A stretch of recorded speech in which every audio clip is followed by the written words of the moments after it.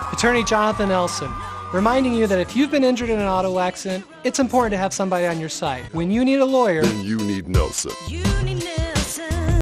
Three people were killed, a man and his daughter and his fiance, and the fiance's two kids survived.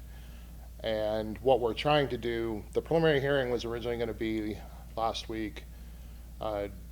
He's been charged so far with 5 counts of reckless driving causing death or substantial injury, and we are trying to I've got several people in my office working on trying to build a case for DUI, and we've had to really look at reviewing different physical evidence and bringing in scientists to kind of go over that evidence.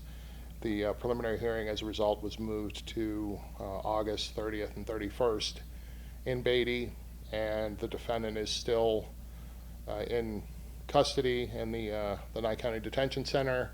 It was a very traumatic thing obviously for the families and for the victims and the first responders. It was really a bad scene, and we're not going to rest until we do everything we can. And I can't guarantee that we're going to have the evidence to, at this point, to go forward on a DUI. I'm optimistic that with the quality of the team that we have working on this, that if it can be proven, it will be proven.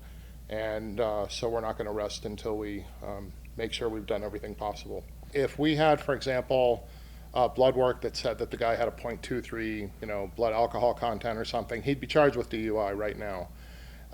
The fact is that there was discussion, I think originally from NHP, that when the accident first happened, that there was suspicion of DUI, and that's fair, but we actually have to have the evidence to be able to demonstrate that, and that's what we're working on.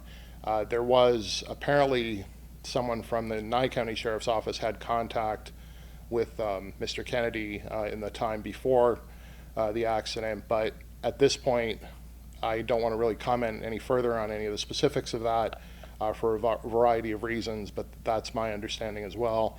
And so that kind of complicates things, I guess.